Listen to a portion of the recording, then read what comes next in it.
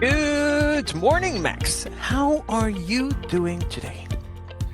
I am well. It's sunny out. It's going to be a beautiful day here in California, and I'm feeling good about the world. How about you? What's up in Paris? What's up with Julien? One word. Uh-oh. Delivery. Oh, seriously? No, Oh, not such a bad one. Not such a bad one. okay. It's just I had that experience not long ago, and then I just realized I used to have plenty of delivery experiences week after week throughout 2022, and not so much lately. So I got one. I got to share it. Well, it's nostalgic. I like this. This will be fun. So I bought something online. For some reason, I bought it from the US. I had the same thing in France. I could have purchased it in France. I purchased it in the US simply because I had this gift card that was only Mhm. usable on the US website, even though I should have been able to use it on the French website. But hey, they want to make it complicated, so I bought something on a US website to be delivered in France. Because the price was pretty steep, there was no delivery fee, or a very reasonable one anyway, for international shipping. Um, but the only problem is I could not pick the provider, which most of the time you can't, right? You're just going to have to Right, trust that. right. They're going to use whoever they use. Exactly. And it's going to be hard not to name any brand here. Let's just say they've used the most common French provider you could use when you arrive in Okay. France and you don't want to use a third party. So whatever they use to go from the US to France, I have no idea. But as it entered the French territory, that was on the standard one. Let's call it that way.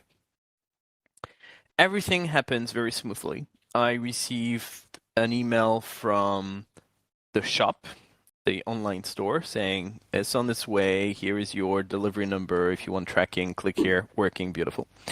As soon as it arrived in France, the French delivery company took over, and I received a new email saying, this is coming either Wednesday or Thursday. Get ready. We're about to deliver. Wednesday comes, no news.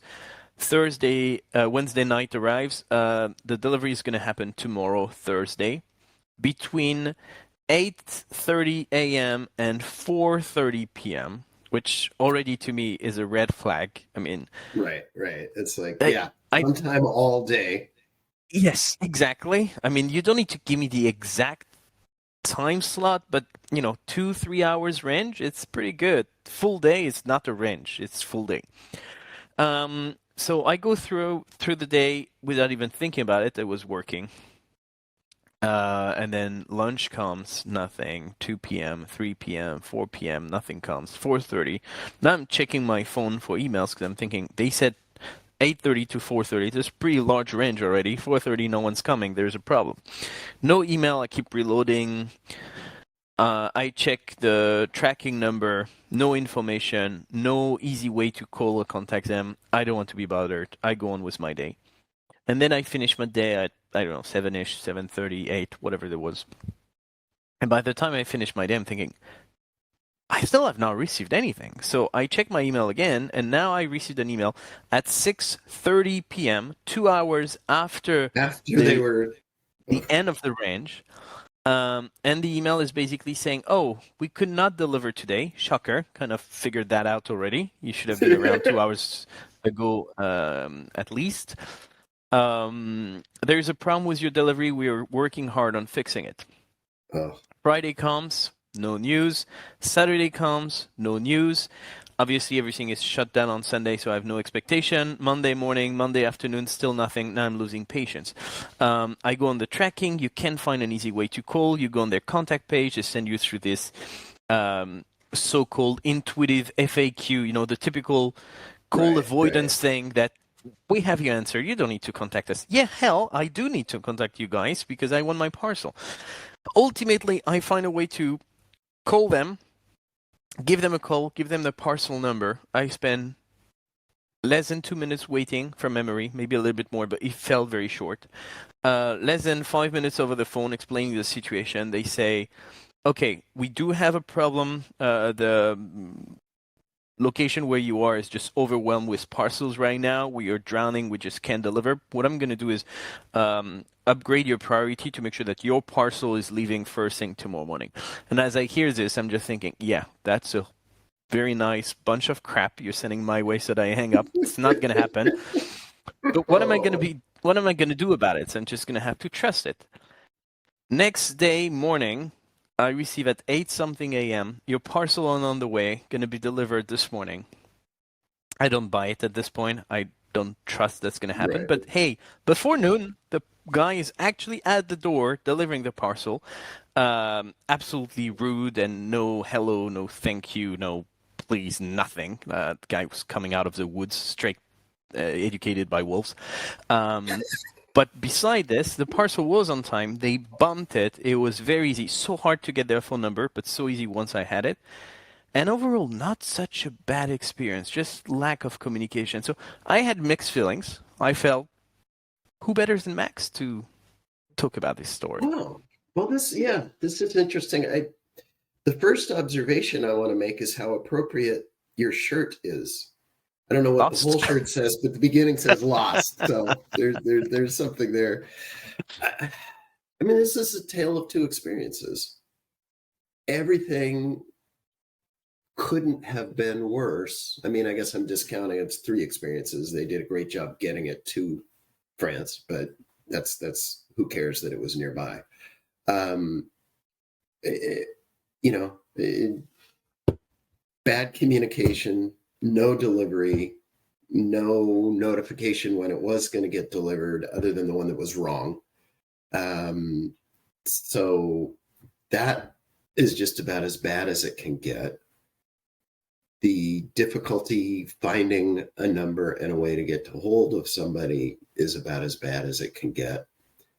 I guess maybe that played out to your advantage because you, as one of the rare people hardy enough to actually get to the phone number, because they blocked it so effectively, the service is good once you get there.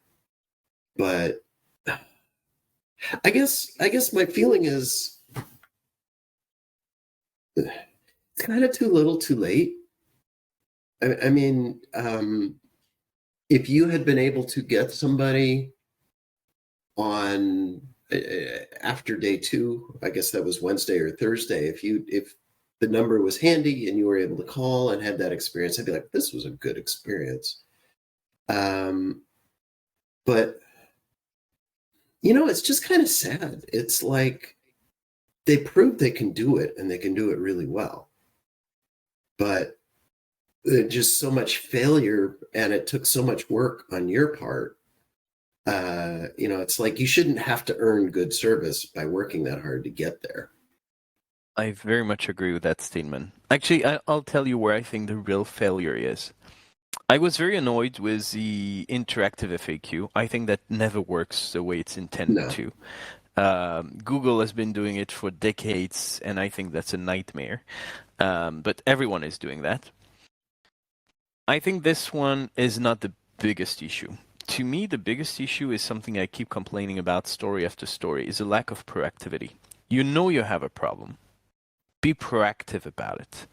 Meaning, if you know you're not going to deliver it today, you should not wait for 6:30 p.m. to tell me when you know that the full range was until 4:30. What about if I was just staying home waiting for that parcel and right, I've wasted right, my entire day waiting for you? So, first mistake, you should have told me earlier in the day, at the very least at 4:30, not later than that, but right, hopefully earlier than this. And then don't just tell me there's a problem, you're trying to fix it, and wait for me to call you back 4 or 5 days later. Tell me on the next day, we're still experiencing problems. Unfortunately, we don't have a timeline for you, but we're working hard on it. And the same thing on Saturday, and the same thing on Monday. Even if you don't have news, just right. acknowledge the fact that you know there is a problem, that you're working on it. Don't keep me in the dark. There's nothing worse than keeping your customers in the dark. And then, if most of the time you want to hide your phone number on your website and make it very difficult to get, fine. I don't like it. but fine. But in your emails, communication that you're sending me, don't put a no reply and don't not give me a number. Do give me a way to express my concern and talk to someone. If you hide it on the website, that's fine. But here's one-to-one conversation. Give me something I can rely on. To me, that's the biggest failure in that story. That's fair, and it's ironic. Every step of the way they communicated until things got hard, till things weren't right. And as long as everything was going smoothly, you were getting your updates and you were getting all of that. But they clearly had no way to handle anything other than the normal process was working. And so they responded just by shutting up.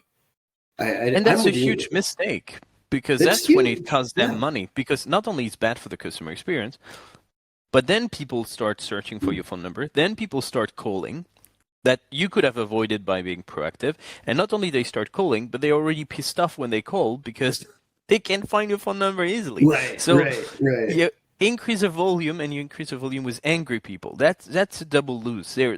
Proactivity is absolutely key.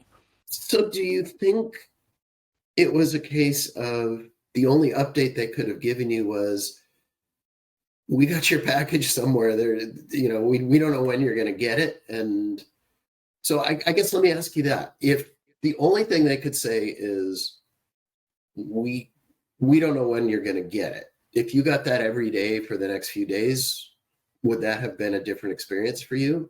That would have been bad, but that would have been better. Because at least I know they have my parcel. The biggest concern you have is, do they even have it? Did they just lose it altogether? And at least you know that they're on top of it. They fucked it up, and it's fine. We are all humans. We fuck things up all the time. But if you acknowledge the fact that it's being fixed, I don't know when, I don't know how, but I'm working on it, is better than just, shutting up entirely and hoping for the best. This is the worst, in my opinion. All right.